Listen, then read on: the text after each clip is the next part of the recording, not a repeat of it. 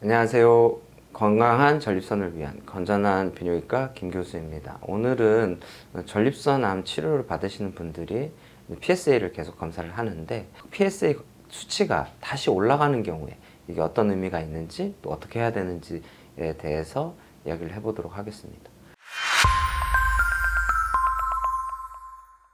국소 전립선암을 치료하고 나서 병원을 종종 다니면서 검진을 받게 되는데요. 치료 후에 이런 정기적인 검진은 전립선암 재발을 모니터링하기 위해서 꼭 필요해요. 이 중에서 가장 중요한 검사는 PSA입니다.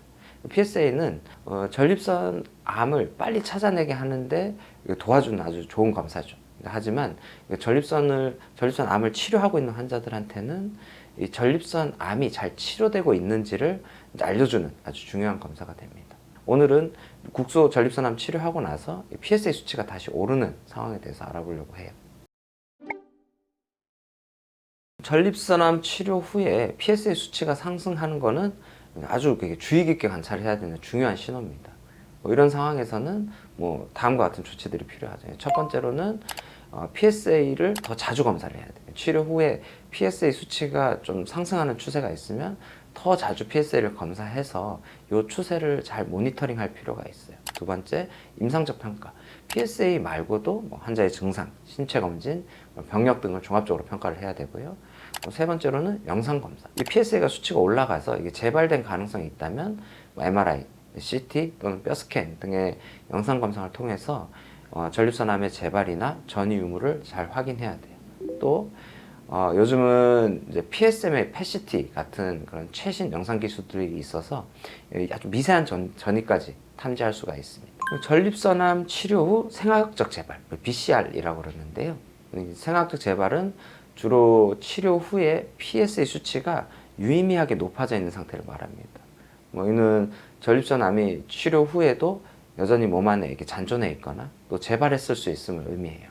생화학적 재발은 실제로 이제 암세포의 물리적인 재성장이나 전이가 발생하기 전에 이 피검사에서 PSA 수치의 증가를 통해서 감지되는 아주 초기의 재발 단계입니다. 이때는 그 재발 소견이 영상 검사에서는 안 나타나는 경우가 아주 흔해요. 생화학적 재발은 PSA 수치가 올라가는 걸 통해서 감지가 되지만 이 시점에 이 재발된 암세포의 양은 아주 적을 수가 있어요. 이렇게 미세한 암세포의 그 규모는 MRI나 CT, 뼈 스캔 같은 어떤 요즘에 표준적으로 하는 영상 검사로는 탐지하기가 어려울 정도로 아주 작기 때문입니다.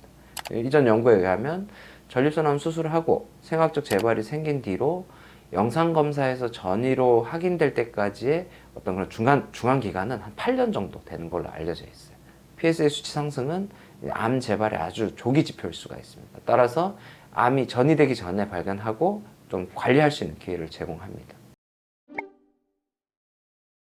전립선암 수술하고 방사선 치료 후에 생화학적 재발을 판단하는 PSA 수치의 기준이 각각 달라요. 수술은 문제가 되는 전립선 조직 전체를 드러내지만 방사선 치료는 전립선을 남겨두고 방사선으로 이제 암세포를 파괴하는 방식으로 치료한다는 큰 차이가 있죠.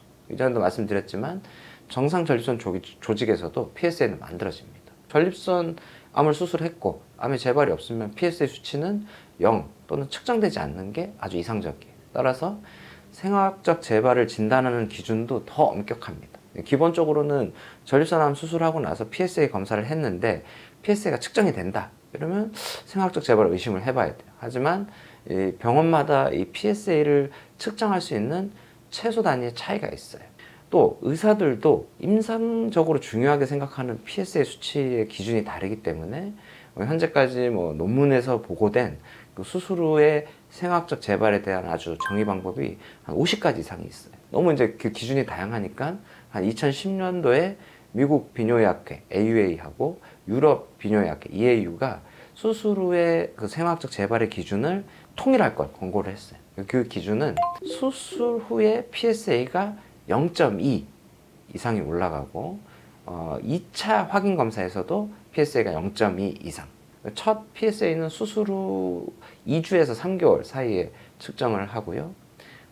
EAU 권고 같은 경우에는 이 PSA 수치가 0.2 이상을 올라간 걸 확정하기 위해서 2차, 3차 확정 검사를 연속해서 확인해야 된다. 이해하기 쉽게 예를 들어보겠습니다. A라는 환자가 2011년도 10월 달에 전립선암 수술을 받았어요. 그 이후에 한 2013년도까지 PSA가 측정이 안 됐어요. 하지만 한 2013년 8월 달 정도에 PSA 수치가 한 0.18 정도로 측정이 됐고 2014년 6월 달에는 0.21로 이제 생학적 재발의 기준치인 한 2.0을 초과했습니다. 이후에 뭐 연속적으로 시행한 한 번, 그거는 AU의 권고 기준이죠. 또는 두 번, AU 권고 기준으로 연속적으로 이 PSA 검사에서 수치가 2.0을 초과를 했으면 이 환자는 2014년 6월 1일에 생학적 재발이 발생한 걸로 이제 판단을 합니다. 앞에서 말씀드린 정의는 단지 수술적 치료 이후에 생학적 재발에 대한 정의이지 무조건 이 시점에 구제 치료, 살비지 세라피를 시작해야 하는 시점은 아님을 이제 명심해야 돼요. 전립선암 수술하고 생학적 재발이 생겼다고 해서 무조건 즉각적인 치료에 들어가는 건 아니란 뜻이에요.